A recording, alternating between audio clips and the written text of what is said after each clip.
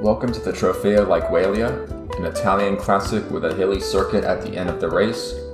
Just over 70 kilometers to ride here with a group of 9 leaders. They're close to 3 minutes ahead of the peloton, and we also have a chase group in between. In fact, we have 2 chase groups in between. You are 9 leaders. Just to update you, are Dimitris Sionis of Doimo, Levi Kennedy of AlphaTauri, Carlos Nello and Lars Evanson of Sismic, Jens de Klerk of Castelli, Tristan Romes and Wilmer Rodriguez of Euskaltel Euskadi, Marcel Lefebvre of Jupiler, and Sergei Ignatiev of Hackett. In the first group of chasers, who are around 2 minutes behind that group of 9, are Egon Kallas and Yevgeny Polashkov. They recently attacked on this climb of the Trofeo, and then that's Giovanni Canale and Elijah Johnson. We're just off the front of this peloton here, and I think they're about to get caught. As for the favorites today, well, we'll let the front of this peloton decide because it's Valnor, now Talia, and appears Futura Forrestal doing most of the pacemaking here. Both have a good group of punchers and some sprinters who can finish off on a downhill like today. So watch out for guys like Gonzalo Galvez, Jonathan Kaiser, Virgil Lazarescu, perhaps even Jerome Moikin. Valnor, they won the last race in Ghent-Wevelgem thanks to Sofian Jermouni, and they'll try to assert themselves as the ultimate kings of the classics with what would be a 4th classic win if they could pull off a win today.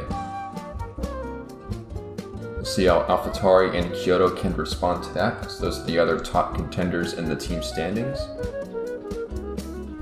And we're on to the descent now of this climb.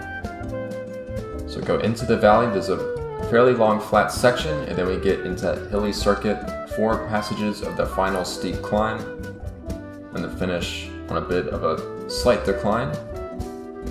I expect a small group sprint, or maybe an opportunist, we'll just have to find out. And of course, this group of 9 is still quite a large group at this stage of the race, and with an advantage over 2 minutes, it'll take some doing to bring them back, but if the peloton works together, they should be able to do so. And our first passage of the Colla Micheri will start around 13 kilometers time.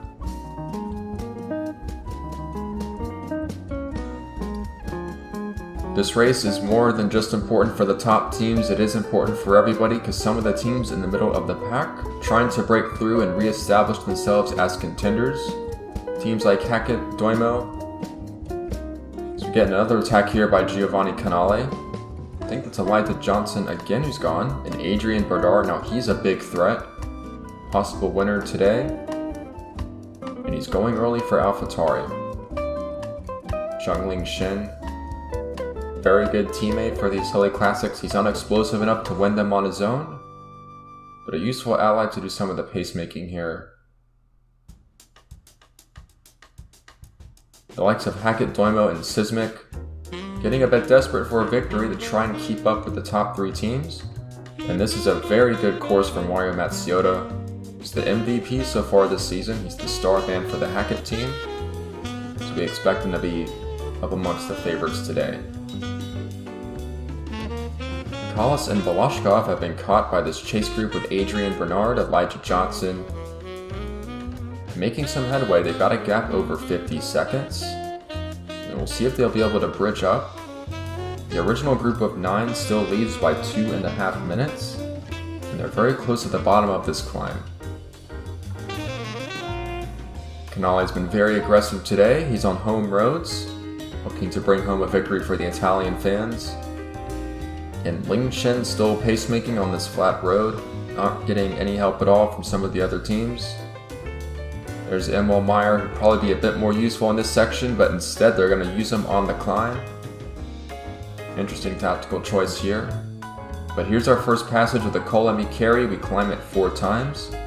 1.7 k's in length, average gradient of 9.2%, max grade of around 11%, so it's very steep. And we see some of the riders getting dropped already further up the road. Elijah Johnson is gone and Volashkov struggling to hang on.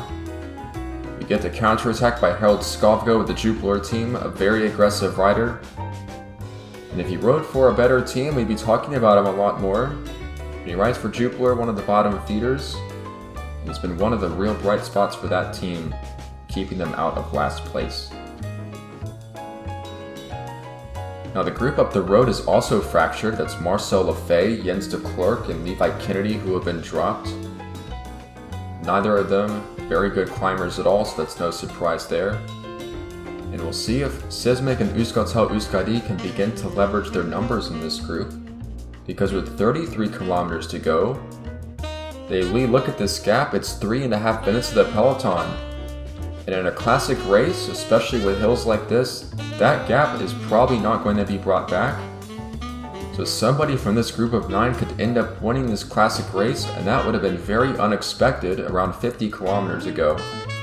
But sometimes that's how it unfolds, and their main challengers could be that group of 5 that's just behind them. Group that features Egon Kallas and the counter-attacking Harold Skavgo, so they'll do their best to get across. And Ignatiev on the second passage of the climb is going to lead them over.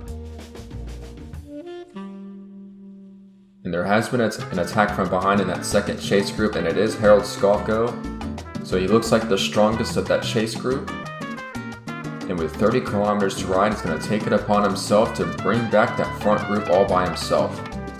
And we get another attack, it's Raul Sanchez this time, so the peloton's starting to panic. Riders trying to take matters into their own hands. So Skavgo still has some time to make up here. There's Lefebvre. Some of the other riders dropped from that original group of 9. So these clearly are the 6 strongest on these little climbs. Ignatiev doing most of the pacemaking here. Not getting any help from Sismic and Euskaltel Euskadi, and that is surprising. I doubt that Tristan Romes would be very helpful, but Lars Evensen, a very good rider for this type of terrain. Could set it up for Carlos Nello, the little climber. But they're leaving Sionis and Sergei Ignatiev, the 2 riders without teammates, to do all the work themselves. Meanwhile, behind Skavgo is linked up with Marcel Lefebvre, trying to work together to bring back this front group. A very brave ride by Skavgo, but he must be tiring because he can't lift the pace. The penultimate passage of the climb, starting to hurt the legs a little bit. And Lars Evensen finally taking a turn at the front here. I think they sense that victory is actually possible in this race, and they're going to take their chances as more attacks and counterattacks come from behind. But this group still leads by 2 minutes with 20 kilometers to ride. And Lars Evensen pressing the issue on the descent with Dimitris Ionis. Gap to the peloton, it has gone down because remember, with 30 Ks to go, it was over 3 minutes. It's now around 2.5 minutes. So the peloton has gotten a lot angrier, but that's the 15 kilometers to ride banner. And if this group continues to work together, or a strong rider launches a good attack, I think the winner will be one of these 6. Or one of these 5 rather, because I think Wilmer Rodriguez has just been dropped. The little climber is not really suited for the one-day races, but he's done well today. You'll hope for Tristan Romes to finish the job. And he is not the sort of rider you expect to win this race, but here he is, one of the final 5. And this is the last passage of the climb. Once we get over the top, it's mostly downhill to the finish. Lars Evensen will go as hard as he can. It's all for Carlos Nello now, I think. The small climber, he won his stage in Tirreno Adriatico. He finished in the top 10 overall at the Dauphiné race. He's one of the youngest riders in the VeloTour too, so looking to establish himself as a big star, and what a way to do it if he was going to win the race from a breakaway like this. Job done for Lars Evensen, he's been dropped. Tristan Romes is gone as well. And more attacks have come from behind, I think Skavgo. Just over a minute behind this group, we're under 10 Ks to go, and look at Carlos Nello pressing the descent. Ignatiev has to chase back. Into the twists and turns here, the little seaside towns of Italy. And Nello's going to accelerate in Sionis, he doesn't have it, he can't follow the wheel. And this could be the decisive move by Carlos Nello. No initial reaction by the other 2 chasers. Sionis and Ignatiev, well, they're not chasing anymore, and I don't think they can, the leg's too tired. With 3 kilometers to go, Carlos Nello, he still leads by over a minute from the rest of the chasing peloton. In fact, they've just been caught by some counterattackers. It's Jerome Lincoln up there. But Nello's not going to wait for anyone. This is the last kilometer. He still leads by a minute. Nobody's going to catch him now. A breakaway win in a VeloTour Classic. And the diminutive Colombian climber Carlos Nello, a surprise winner for the Sismic team. A brilliant result for manager Drew, and we get the sprint for second place here. Dimitris Zionis, the other breakaway rider, he will take second place, very well deserved. And Harold Skofgo did a lot of attacking as well, he gets third place. So the aggressive riders are rewarded in the stage placings today. Raul Sanchez takes 4th place, Ibai Leida 5th. Good result for Kyoto. Valnor got a 7th place from Jerome Lincoln. It looks like AlphaTauri not really up amongst the leaderboards.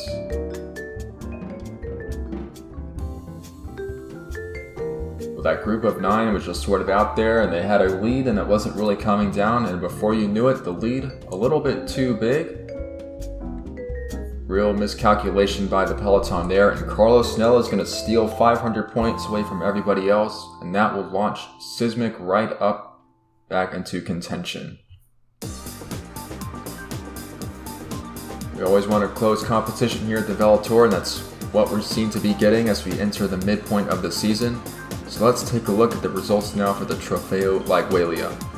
In first place, Carlos Nello, the surprise winner from the early morning breakaway, the last survivor of a group of 9. Finished 1 minute ahead of Dimitris Zionis of Doimo, another of the early attackers. Harold Skofgo in 3rd place, Raul Sanchez 4th, Ibai Leida in 5th place. Gonzalo Gafes of Natalia is in 6th place, Jerome Lincoln 7th, Mario Matsuyoda of Hackett is 8th place, Jonathan Kaiser 9th for Futura Forstall, and Jeff Cooper 10th place for AlphaTauri. And we'll show the rest of the scoring riders here as well. So that was the first edition of Trofeo Laigueglia in the VeloTour. That's the first time in 4 seasons we've run that course, and it certainly has not disappointed one bit. And the punchers in the peloton, the likes of Jerome Lincoln and Jonathan Kaiser, maybe saw today as a missed opportunity, but they'll get another chance next time because La Flèche Wallonne is the next race on the schedule. And if your hill attribute isn't in the top tier, you're going to have no chance at all in that one. The race for the pure punchers and the Mur de Weed sure to be decisive in that one. So we're looking forward to a very explosive race in Belgium. As always, thanks for watching, and we'll see you next time.